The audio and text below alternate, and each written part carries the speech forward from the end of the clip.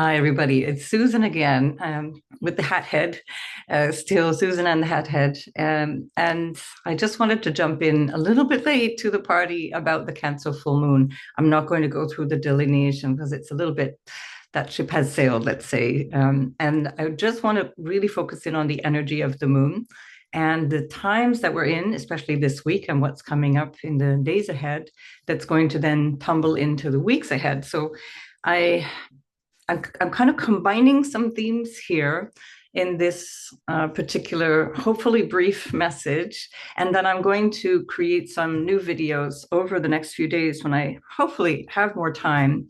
And I will then talk about Venus conjoining Saturn, which can be an extremely useful transit, by the way. So I want you to work with that and think positively about that. But I won't touch on it so much now. And I really want to still talk about this Mars dynamic, the retrograde dynamic, because it ties in very closely, obviously, to the Cancer full moon. And before I forget, because I always do, I just want to introduce myself to those who might be new, and thank you to all those who are joining the channel new. And I do appreciate your likes, your comments are wonderful. I really enjoy reading those. I may not always agree with what you say, and I still am very happy for you to say it, unless it's actually not kind or quite. I don't take things lightly if you're talking about political attacks or using foul language and things like that. I don't. I will take those comments off, but otherwise, I really do enjoy the back and forth of the comment section.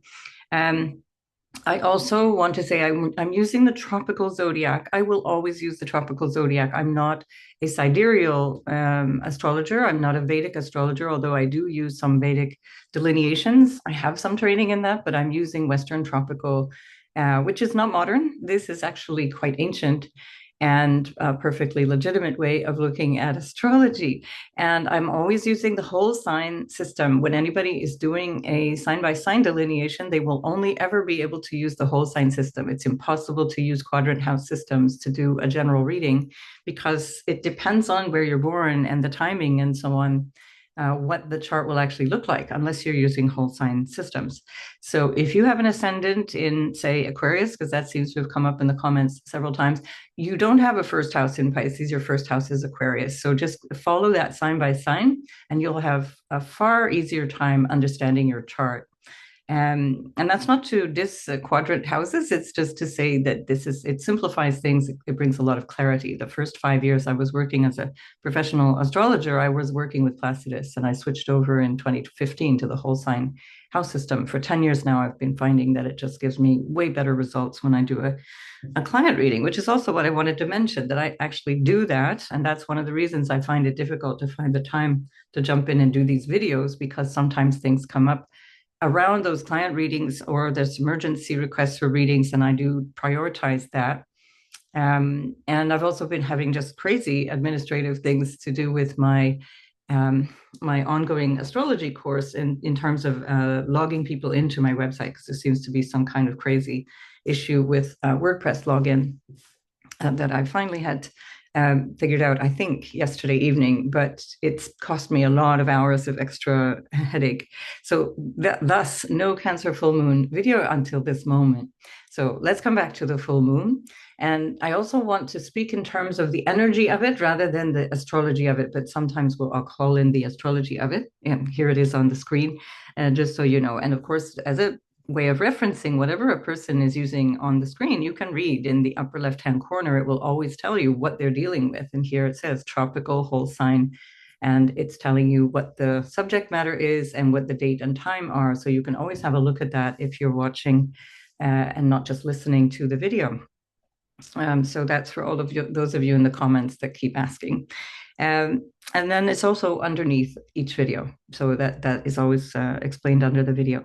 Now, if we talk about the moon itself, we have a moon conjoining Mars, and this full moon is at 2359 of Cancer, which is essentially like 24 degrees of Cancer. And it's 3 degrees off, just a little bit more than 3 degrees off a retrograde Mars. And this would have been energy we're picking up on back from October. From late October and early November, this would have been lingering. Something that you're dealing with now was addressed then and even started then or committed to then. And I'm going to give you a quick personal example. Last week, last Friday, I decided not to go to Brussels. I was supposed to be there now and for the next 5 days teaching a workshop this weekend. And my body was saying, no, don't go, don't do it for several weeks. And I thought, no, I've done this, I've committed to it, I've got to go.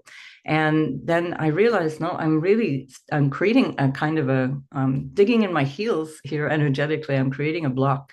And this is something I want you to keep in mind because this energy of Mars coming back to this place will question you about choices that you made last October. You have to reflect on, is this good for me? Is this good for my particular moment in time? Is this good for my body? Because Cancer is also about the body, the moon representing the body mind complex. Is this good for my health? Is this nourishing me? And or is it this Capricorn side, which is about duty and obligation and so on? But the other dynamic that's here is this Mars is touching on the degree point of the new moon in Cancer that goes all the way back to the 17th of July, 2023. So not 2024, so a year and a half ago, 18 months ago. Now that was even just before the nodes went in to Aries. So we're looking at something that is tied in with the nodes moving into Aries and where that last Cancer new moon was at this degree point where Mars is actually, as I'm speaking to you. And so that was at 26 degrees and 56 minutes. So it's hang on, how many? 8 arc minutes of a degree away from where Mars is retrograding right now and where Mars is actually trining the North Node. And this is the other aspect of this issue of self-care. And I'm going to come back to my little details by personal example in a minute, but that North Node is in Pisces about a feeling of what is right in this bigger picture of time and what do I need to accomplish in the bigger scheme of things, in opposition to the South Node in Virgo, which it always will be because the nodal axis needs to be taken as a pair, as a one.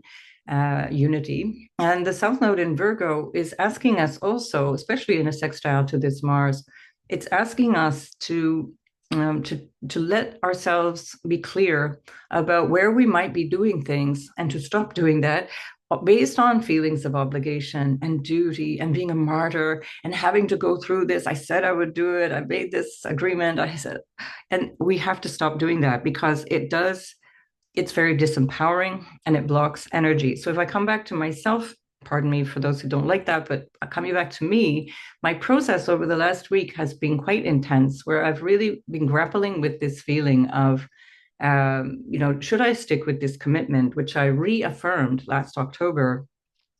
And should I listen to my energetic body? And here's the thing. If we don't listen to the energy body, let's say you have something that needs to be said and you don't say it, you're blocking your energy. If you have something that needs to be done and you don't do it, you're blocking your energy. If you are doing something that you don't want to do, you're blocking your energy and wasting energy in other ways as well, exhausting yourself. And this was the process that I went through before deciding last Friday morning that I had to cancel my trip to Brussels. I had to disappoint the organizer of the conference, or rather the workshop, but it was going to be a bigger disappointment for myself, a bigger issue for myself to have to go back. And equally, as we're moving into this North Node energy, and this, in my case, I have a Cancer rising and moon, and then I have a ninth house Pisces. Moving into this new direction, I have a stellium in Pisces that is asking me to go into a new focused direction in life that I need to be selective about in order to be successful at. And this is where Saturn in Pisces has been asking us to focus, all of us, wherever Pisces is. And I've done videos about that you can find out more about that. But the point being that it's a choice between where I really want to put my energy and go forward, or where I'm stuck on the feeling of obligation towards others and the duty towards others, which may or may not be appropriate. This is the notion of dharma. Dharma is another ninth house concept. It's actually 1, 5, and 9 are the dharma houses in the astrology. What is my duty? What is my obligation? So Cancer is my first house, and we have Mars ruling, therefore, the fifth house. And then my Mars is in the ninth house, all of which are in the Dharma houses. And Mars rules my career house, which is also where my midheaven is. And so there's a whole big process that I went through. I know this stuff. This is the crazy part. Of course, we always know intellectually, but we forget to practice these things. And when I started to really appreciate how much my body was resisting and how much my whole being was saying, stop it, don't do this. It's like literally walking backwards to go back to Brussels. Nothing against Brussels. It's just that my work is done there. And to go back there, especially under the current climatic situation, the climactic 0 degrees plus snow. And I'm thinking, do I want to go from Spain and do that? So it wasn't just about the weather, obviously, but that was a factor. It's about being in my good place physically and in my space of well-being. So that was a no, and the no lifted me, and I kept practicing the no, saying I can't go, I won't go, and it started to build my energy. And this is where I want you to really reflect this week. Where am I saying no, but I mean yes? Or where am I saying yes and I mean no? And start to practice recognizing in your physical being, the moon representing the body, representing our mind and our attitudes towards what we prefer, or the desire nature. Where am I blocking my own energy? So I have this feeling I'm stuck in life. I have this feeling I have no choice. Many of you often come to me for readings because there's a feeling of I'm stuck, I have no room for maneuver. But really, what it is that there's a desire that's coming through you and you're not responding to it. You're not taking action. You're not listening.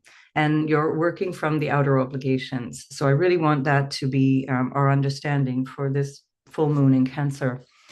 Um, yeah, equally, I grappled with the notion of, am I being, lazy? Is this just me kind of not really being up for it, but I really should do that? It could bring opportunities. It's very important, good dynamic, and so on. And I realized, no, it's my body. It's the whole energy being is telling me something. And this has always been a good servant for me, this messaging service that I have, that we all have, that is our biology and the energetic being that we are. So do listen to that for yourself. Really practice. What does it feel like when I think about going out to that event, or doing that, saying yes to that, or saying no to that? And where in my body does that feel light and spacious, or where does that feel heavy and dramatic?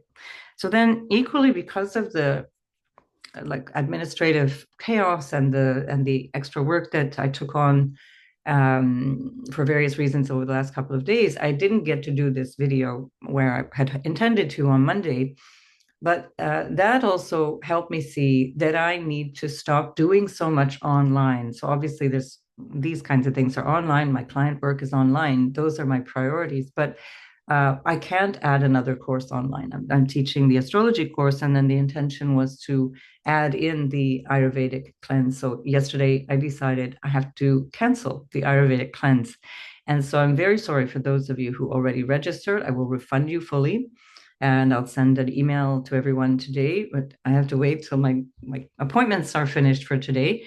But again, I went through that process of recognizing that there was this aspect of me that wanted to work towards helping other people, working with health, is very Virgo, that energy of Virgo. The dynamic of teaching inside me is almost compulsive, with a ninth house stellium ruled by Jupiter in the 12th. It's a Gemini, or Jupiter in Gemini in the 12th. It's like a compulsion almost to teach. And so I have to recognize that sometimes I need to pull back, and this in particular because it's actually affecting my own health and well-being to be online so often and to be doing so much online. It's just not natural. It's not good.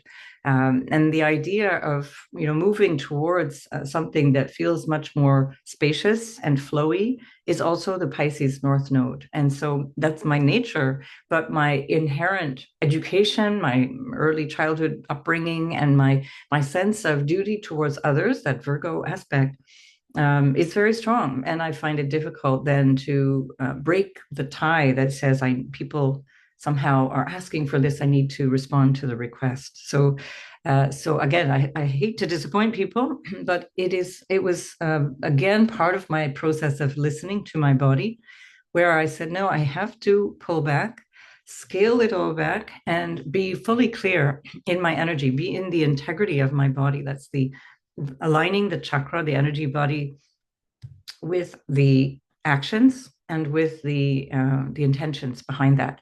And when you do that, your energy just reignites. And this is again where I want to emphasize this Mars retrograde in Cancer. It's not an easy deal, but I think what happens a lot of the time, and it's again, we can go back to 2017, go back in time, see when this was last happening, where you had this, was it 2007? We had Mars retrograding in Cancer, 2007, not 2017. That's one to pay attention to. 2007 from September through till 2008 in the, I think, March.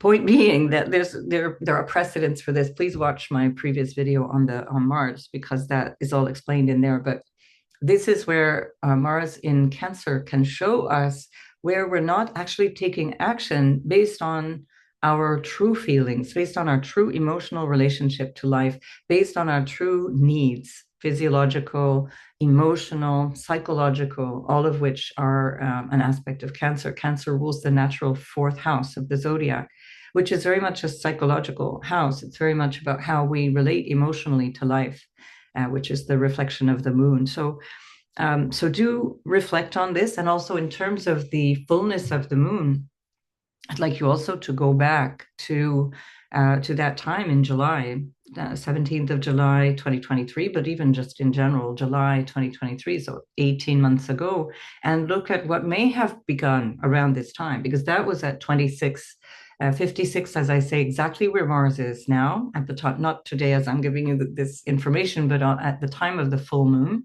Mars is just now a couple of degrees away from that, so it's still there.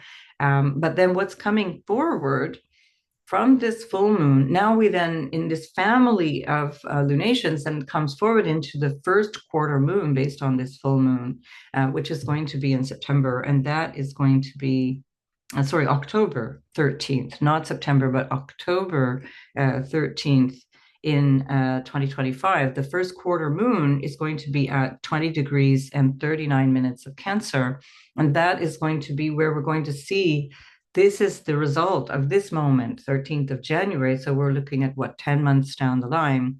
This is going to be thick into the phase of our eclipse cycle in the autumn as well. So there's going to be a lot of things that you're going to be able to pay attention to. And now in this phase, start to look at the energy blocks where you think your life is blocked, where you think you are draining energy, where you need to unplug energetically from different things. Like think of yourself like a huge Medusa with all these energy plugs, and unplug all of those things to get you right here in this moment as much as you can, so that after the 24th of February, when Mars will station direct, 23rd or 24th, depending on where you are, when Mars stations direct, then you're going to have this opportunity now to go back over these things, or to do the things that you feel like you would have liked to have done, but you didn't do, and then move into Mars in Leo as of the 18th of April, when you will then express yourself through the actions that you're taking, but you're coming in as a clean and clear energy. So use this time to mop up and try and figure out energetically what's going on in your experience and what it is that needs to change. Equally, we've got this Uranus as well at the time of this lunation, and Uranus is in again, we're talking about Monday and it's Wednesday, so sorry about this delay, folks, but it's still relevant overall in the energy. The sun was in a very lovely trine to Uranus, which again is suggesting something has to give, something has to change. Uranus is sextiling Mars, and it continues the sextile to Mars for another couple of weeks, a few weeks, in fact. And then, of course, Uranus was also sextiling the moon because of the fullness of the moon. So there's something here that requires something novel, something different. And Uranus is ruled by Venus, and Venus is now in Pisces, approaching Saturn, and it will get there by Friday and Saturday of this week. So I will come back to you with that as a separate video, because it's worth really going into the sign by sign for that. And so it's a part of the dynamic of saying, no, I need to do things differently. This is different. And it's inspired. Uranus is inspired energy. And this Uranus is at the point that it was back in May. And so we're looking at the influence of things that have already happened back in 2024, but that when Uranus then stations at the 30th of January, just 2 weeks from now, and it stations pretty much at this 23rd degree, we're now going to move forward, and Uranus doesn't stop until it gets through to the end of Taurus and then goes into Gemini on the 7th of July. So we're in this opportunity now to make big changes based on what we understand in this moment, the insight that we get, the understanding of what's necessary and good, let's say, for us. Good for us. Good for us is usually good for the collective. And there's a different quality in terms of what you're choosing something on your behalf. You're choosing for yourself, for your betterment. It's a different quality than saying, screw you, I don't want to do what you want to do, which is a different dynamic. And I'm not suggesting you don't have to do that too, perhaps in somewhere in your life, but it's about the the positive change, the positive action that actually has a knock-on effect, because this also has the effect of modeling self-care and modeling something very, very helpful. When I canceled my Brussels trip, a number of people that I had made personal plans to visit again, and all made that comment that I'm so glad you're prioritizing your well-being. And that's the basically that's all you need to know, really. So where you might be doing things against your own better judgment or against what's good for you physically. Of course, there are stages in life where we don't have a choice. When I had young children, you just have to get on with it. There's nobody else going to do that job of parenting. So you just have to get out there and get on with it. So these are phases in life, but then perhaps there's other stuff that you can let go of, other commitments, other ways of showing up that you can let go of for this moment. And see how you can keep that energy flowing. So where you find, I'm just going to check my notes because I wrote as I was out with the dog on the beach. I wrote my notes here so I could remember the things that I wanted to say. We are in this illumination phase, which is that phase of the full moon. The moon is always illuminated in the sky. And here, because Mars is out of bounds until the 7th of April, Mars is out of bounds quite literally through January, February, March, and into early April, which means that we have to do things in a different way. It's out of it doesn't connect with the ecliptic of the sun, the path of the sun. It's just beyond that, you see. So that's what that means. And then when it comes back through the direct motion, it will be partially covering the same territory from January through till the 7th of April. And then it moves into this inbounds territory from the 7th of April and beyond, when it shifts again into late Cancer and then into Leo. So this is a dynamic that is saying when Mars is out of bounds, we have to take radical action. We have to do something different. And that's radical sometimes outwardly in the world and sometimes inwardly. I have to be different. I have to act differently. Mars is about choice and about how we use the willpower and how we use our energy to strive towards something that is important for us. And then, at the very least, we can also clear out what we know we don't want. That's, if you're not clear what you do want, at least clearing out what you know you don't want is part of this Mars retrograde at this time of the full moon, this whole week of the full moon. And then equally think in terms of where you're afraid to make that choice, because in my case, for example, I was so worried about disappointing the person who'd organized the workshop that I held on for weeks. Actually, I had really wanted to cancel for weeks because I really wasn't feeling it, and I could feel that my energy was being drained, and I was struggling to kind of figure out what to do about that. And so when I let go of that worry, and I thought, well, that's not any longer my concern. My concern is to make sure that this is done in the way that's most constructive for that individual, offering alternatives, for example, and so on, but also most especially for myself and for my own well-being. And that changed everything. And it is something that is a big life lesson for many of us, and something that is actually I think very important to remember is that if you're not pissing off somebody at some point in your life, you're not living your life. And that's again a Virgo message where that Virgo or Pisces dynamic, regardless of the edge of that that you're tipping towards, that is really where we start to feel like a martyr, or where we can feel under obligation. This is my duty. I have no choice. I have to do this thing. Or I know how to do it. I have the skills, therefore I should show up.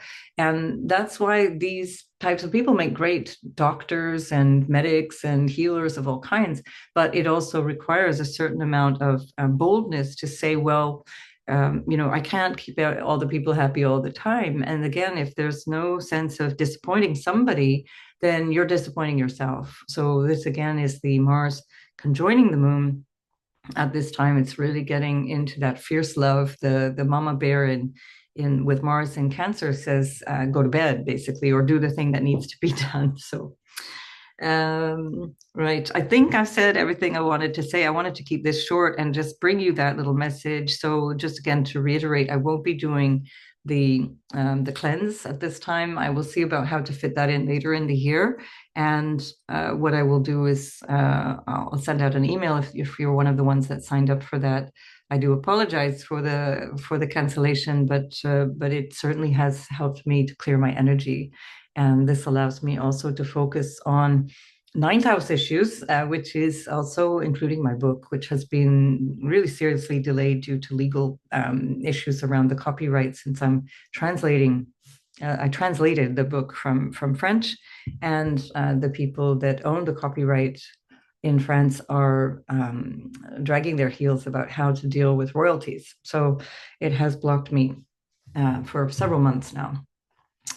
In fact, since last July. So July, when we had our Cancer full moon in July 2024, not the one I mentioned earlier, but so from July 2024. So this is also a highlight of that I need to take action on. So enough about me. I do wish you all the best this week while you take care of your wellness. And I will come back to you soon, either Thursday or Friday. I really do need to stop saying I will do these videos. Just one day, I'm going to show up with a video on Venus conjoining Saturn so that we can look at that together for each sign. All right. So take good care. If you want to know sign by sign how this Mars is affecting you, which also explains the Cancer full moon, then go back to my Mars in Cancer video that I've done, the Mars retrograding video. I can't remember when I did that. A while back. You'll find it on my list. So again, thanks to everyone for your comments and also for your likes and for subscribing. It really is lovely. I don't monetize my videos, and so I do get kind of sidelined by the algorithms. Not quite shadow banned, but definitely not put to the fore. So it would help me if you just put a little heart or something in the comments that just makes YouTube think, oh, people are interested. So please do that. And I'll see you in the next video. Take good care.